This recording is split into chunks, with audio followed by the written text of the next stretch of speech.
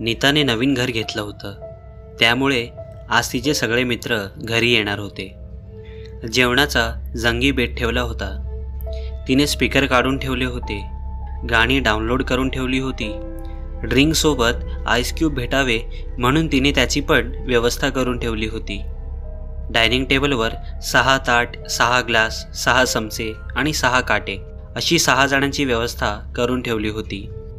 आता नुकताच तिचा डायनिंग रूमचं काम आवरलं होतं। आता ती किचनमधल्या कामाकडे वळणार होती, तेवढ्यातच फोनची रिंग वाजली। ती उभे असलेल्या ठिकाणावरून फोनच्या दिशेला वळली की लगेच फोन बंद झाला। गरज असेल तर करतील पुन्हा फोन, असं म्हणून ती किचनकडे वळली। तिने अगोदर सर्व मेनूची पूर्वतयारी करून ठेवली होती, आता फक्त बनवायचे बाकी होते। सगळे लक्ष आता तिने जेवणाच्या मेनूवर केंद्रित केले। जेवणाच्या बेताचं कारण असा होता की नीताने तिच्या हिमतीवर हे नवीन घर घेतलं होतं। 1 आठवड्यानंतर तिने आईवडिलांना बोलवलं होतं। आईवडील येण्याअगोदर सगळ्या मित्रांना पार्टी म्हणून तिने घरी बोलवलं होतं।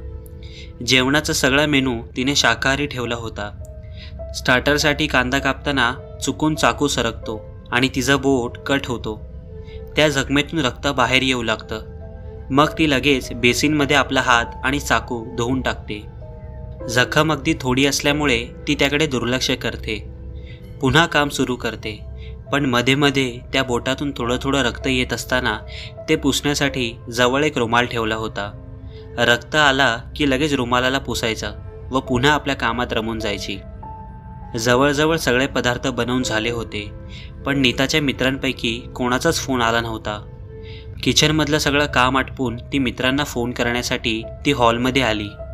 तिची नजर फोन शोधत होती की तेवढ्यात ती स्तब्ध झाली।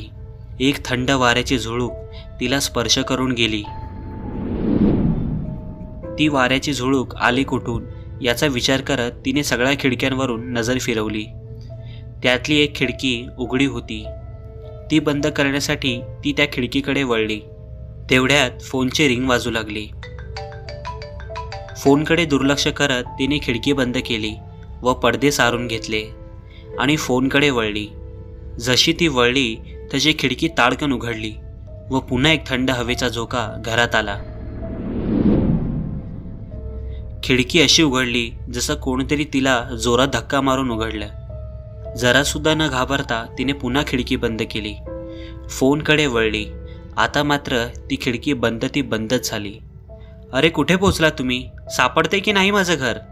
अगं हो, आलो आम्ही, भेटला आहे पत्ता, येतोय थोड्या वेळात, असं म्हणून राज फोन ठेवतो। तीही इकडे फोन ठेवते। आता सगळा पदार्थ किचनमधून टेबलवर आणून ठेवते। एक एक करून तिने सगळ्या गोष्टी टेबलवर ठेवल्या। स्पीकर चालू केलं, ड्रिंक्सने ग्लास भरून ठेवले। तिला किचनमधून कसला तरी आवाज आला व ती पटकन उठून किचनमध्ये गेली, तर किचनमध्ये काहीच नव्हतं। ती पुन्हा हॉलमध्ये जाण्यासाठी निघाली की तिच्या लक्षात आलं की तिचा रक्ताने भरलेला रुमाल कुठे दिसत नव्हता, पण तिने तो शोधण्याचा प्रयत्नही केला नाही। आवाज मात्र येतच होता। तो वरती ठेवलेल्या भांड्यातून येत होता। एखादा उंदीर वगैरे असेल म्हणून तिने बाजूला पडलेला झाडू घेतला व त्या भांड्यावर मारला। तिने झाडू मारताच तो आवाज बंद झाला। हातातला झाडू पुन्हा जागेवर ठेवून ती हॉलमध्ये जाण्यासाठी निघाली। तिने पुन्हा झाडू घेतला व त्या भांड्यावर मारण्यासाठी जवळ गेली व मारणार एवढ्यात ते भांडं जोरात डोक्यावर आदळलं। ती लागलीच जोरात किंचाळली, त्यात ती मटकन खालीच पडली। आता तिला चांगलीच खोक पडली होती। रक्त भळाभळा बाहेर पडू लागलं, डोळ्यातून पाणीही येत होतं। त्यात पण ती स्वतःला सावरत उठली। बाहेर येत तिने 2-4 आईस क्यूब हातात घेतलं आणि बेडरूममध्ये गेली। तिने तिचा स्कार्फ घेतला, त्यात ते आईस क्यूब टाकले व त्याची पट्टी डोक्याला बांधली। तसा तिला आराम भेटला। तिथेच बेडवर अंग टाकून पडली। तेवढाच आराम मित्र येईपर्यंत। डोरबेल वाजते, बऱ्याच वेळा वाजते, त्यानंतर फोनची रिंगही वाजू लागते। या सर्व गोंधळामुळे ती झोपेतून जागी होते। डोकं भरपूर जड असतं। आईस क्यूबमुळे डोक्यावरचे सगळे केस भिजलेले असतात। टॉवेल घेत केस पुसत ती हॉलमध्ये येते। सतत डोरबेल वाजत असते। ती दरवाजा उघडते राज, सिमरन आणि स्वप्नील आलेले असतात. ती विचारते, प्रिया नाही का आली? तिला नाही यायला जमलं ग. सिमरन म्हणाले, आम्ही आलोय ना, का फक्त तुला प्रियाच पाहिजे होती? चला रे, आपण जाऊ सगळे आपापल्या घरी, असा राज त्यावर चटकन म्हणाला. सॉरी यार, या तुम्ही या, स्वागत आहे तुमचं आमच्या घरात, नीता म्हणाली. सगळेजण घरात आले. सिमरन आणि राज लगेच डायनिंग टेबलवर बसले. स्वप्नील मात्र नीताकडे पाहत होता. तिने त्याला विचारलं, काय झालं रे? काही नाही ग. मग असा का बघतोयस? अगं तुम्ही डोक्याला काय बांधलं आहे? काही नाही रे. अगं नीता यार, तुम्ही गप्पा नंतर मारा, आधी खायला काहीतरी आणा, असं राज म्हणाला. नीता पटकन बेडरूममध्ये गेली. स्वप्नील घर एकदम निरखून पाहत होता. जणू त्या घरात काहीतरी आहे. त्याची त्याला चौकशी करायला पाठवलं आहे. त्याच्या नजरेतून एक कोपराही सुटला नसेल. राज डायनिंग टेबल वाजवत होता. सिमरनने लगेच स्पीकर चालू करून गाणी लावली. नीता तेवढ्या वेळात कपडे बदली करून आली. मग सुरू झाली पार्टी. गाणी, ड्रिंक्स, डान्स, चौघेजण मजा करत होते. स्वप्नील जरा बाजूला झाला. त्याला पुन्हा घेऊन जाण्यासाठी सिमरन आली. सिमरनने स्वप्नीलचा हात पकडला व त्याला खेचू लागली. त्याने तिला थांबवले आणि विचारले, तुला आज नीतामध्ये काही वेगळं पण जाणवत नाही का? नाही का रे, तुला असं का वाटतंय? असा लगेच दुसरा प्रश्न तिने त्याला केला. त्याने आपला एक हात नीताकडे दाखवत, तिचे डोळे बघ किती लाल झाले आहेत. अरे त्यात काय एवढं, ड्रिंक्समुळे झाले असतील, लगेच सिमरन म्हणाली. सिमरनला त्याच्या बोलण्याचा रोग समजला नाही, पण स्वप्नीलच्या डोक्यात काहीतरी वेगळंच चालू होतं. तो एकटक नीताला पाहू लागला. ही गोष्ट सिमरनने नोटीस केली, म्हणून सिमरनने नाचता नाचता नीताजवळ गेली. तेव्हा तिनेही पाहिलं, नीताचे लाल जर्द डोळे. ते ड्रिंक्समुळे नव्हते हे तिच्याही लक्षात आलं. ती जरा वेगळीच नाचत होती, त्यामुळे असेल असं तिला वाटलं, म्हणून तिने तिला बाजूला घेण्याचा प्रयत्न केला. तिने तिला हात लावता क्षणी हात झटकून दिला. हा सगळा प्रकार लांबून स्वप्नील पाहत होता. राज मात्र पार्टीत असं गुंतला होता की बस. स्वप्नील लगेच सिमरनकडे जाणार तेवढ्यात नीतानेच सिमरनला विचारलं, काय झालं सिमरन? मला भूक लागली आहे ग, आपण सगळे डान्स थांबवून जेवण करूया का? हो, पटकन राज म्हणाला. नीता पटकन डायनिंग टेबलकडे तयारी करण्यासाठी गेली. तिच्या मागोमाग राजही गेला. स्वप्नील सिमरनच्या जवळ आला. त्या दोघांनी एकमेकांकडे पाहिलं आणि लगेच नजर नीताकडे वळवली.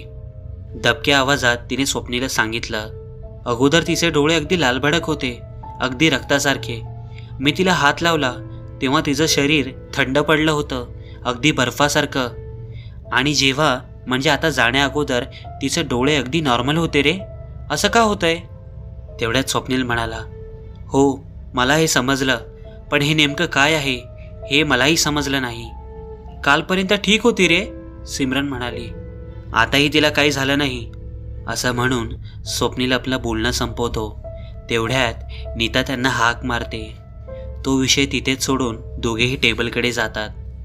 टेबलकडे जाता जाता सिमरनच्या लक्षात येतं की तिने नॉनव्हेज डिश आणली आहे. ती ते घेण्यासाठी तिच्या बॅगेकडे जाते व तो डबा ती घेऊन येते.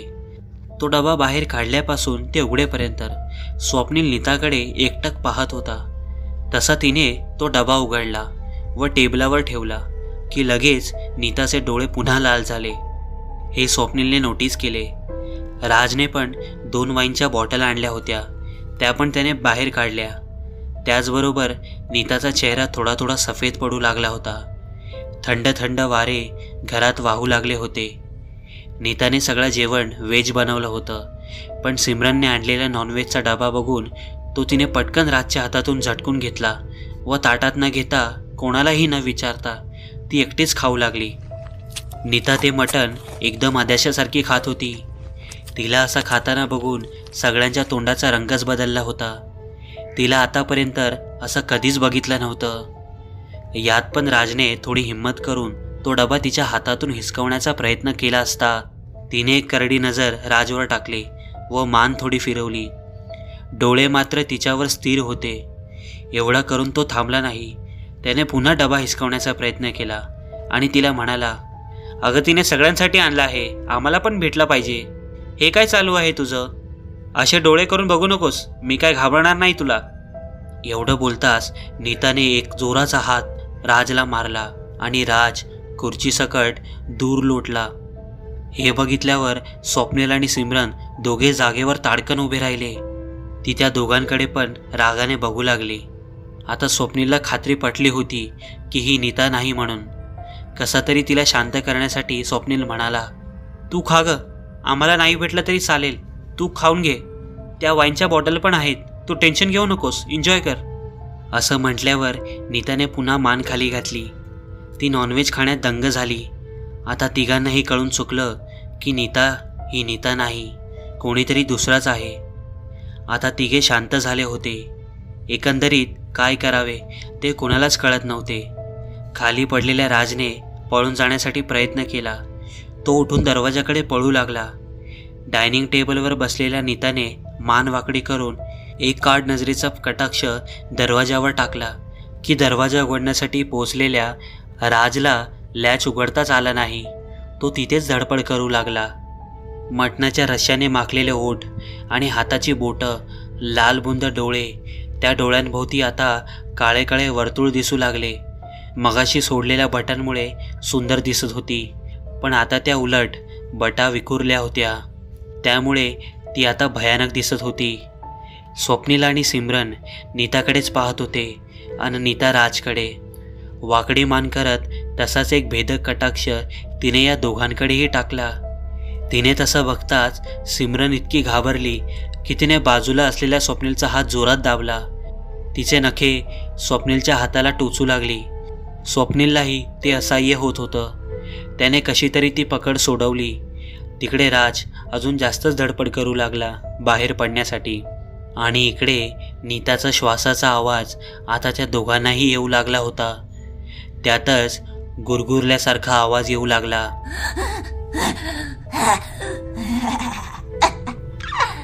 तिने पुन्हा तिची नजर राजवर टेकवली. यानंतर नेमकं काय झालं कोणालाच समजलं नाही.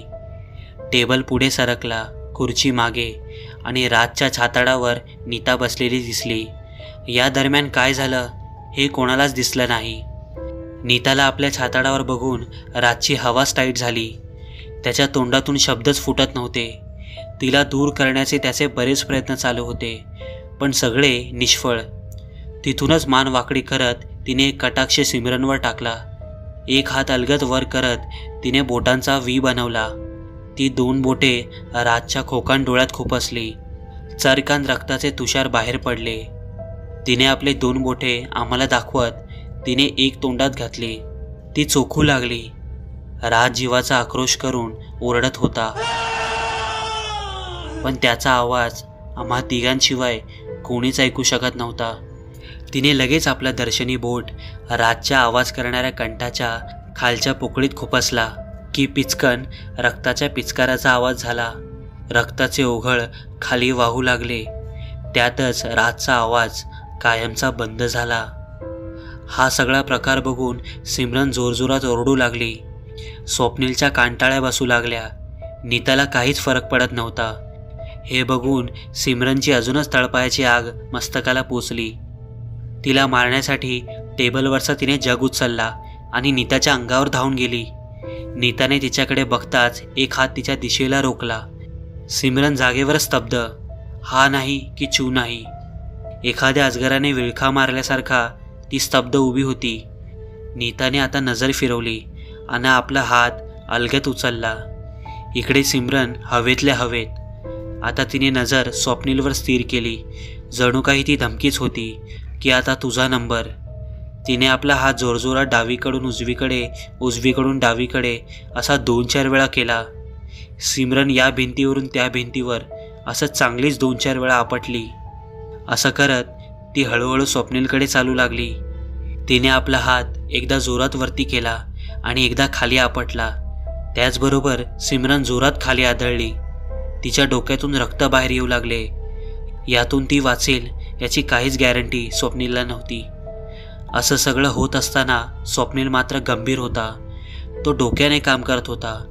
ती हळूहळू आपल्याकडे चालत आहे असं दिसत असताना तो शांत होता. तो विचार करत होता मगाशी झटकन या कोपऱ्यातून त्या कोपऱ्यात जाणारी आता हळूहळू का चालत आहे? या दरम्यान त्याने एक विचार केला.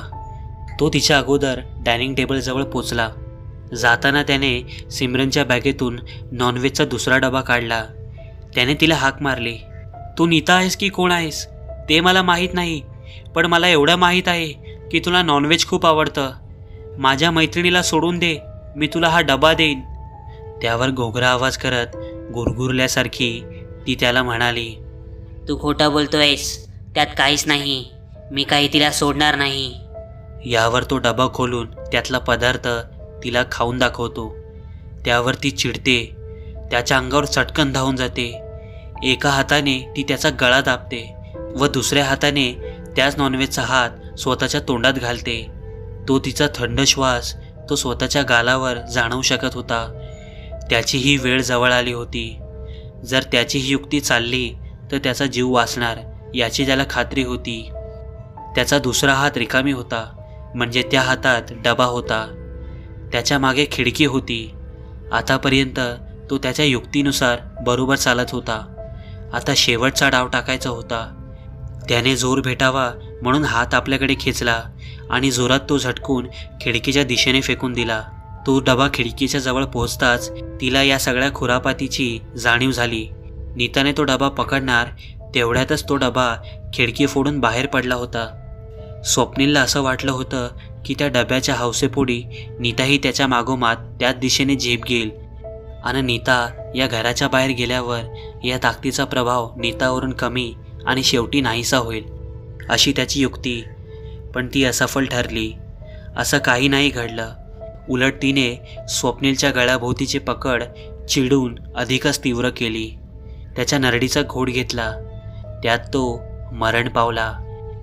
बाहेर पडलेल्या डब्यामुळे बाहेर भरपूर लोक जमा झाले होते. त्यांनी सगळ्यांनी दरवाजा तोडला. आत आले तर त्यांना दिसलं हॉलमध्ये दरवाजाच्या तोंडाशी एक प्रेत, डायनिंग रूममध्ये आणि हॉलच्या मध्ये एका मुलीचे आणि डायनिंग टेबलजवळ एक, अशी सगळे मिळून 3. त्यांची ओळख झाली व वॉचमॅनने सांगितलं हे त्यांचे मित्र आहेत. तशी त्यांची एंट्री आहे रजिस्टरमध्ये. मग रूम ओनर कुठे आहे असा प्रश्न उपस्थित झाला. मग तिचं प्रेत पोलिसांना बेडरूममध्ये सापडलं. पोलिसांच्या फॉरेन्सिक रिपोर्टनुसार नीताही त्या तिघांच्या घरी येण्याअगोदरच 3 तासांपूर्वी डोक्यावर जखम झाल्यामुळे जास्त रक्तस्राव झाल्यामुळे तिचा मृत्यू झाला होता. मग ती कोण होती जिने या तिघांना मारलं होतं? या प्रश्नाचे उत्तर कोणालाच माहीत नाही. म्हणून आज पण ती खोली बंद आहे. इतकंच नाही तर त्या मजल्यावरच्या सगळ्या खोल्या बंद आहेत. तसं बघायला गेल्यावर तो मजलाच सील आहे.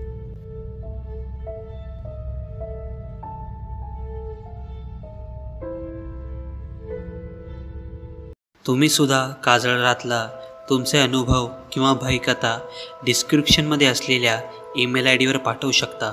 आणि हो, जर तुम्ही या चॅनलवर पहिल्यांदा आले असाल तर चॅनलला सबस्क्राईब करायला विसरू नका.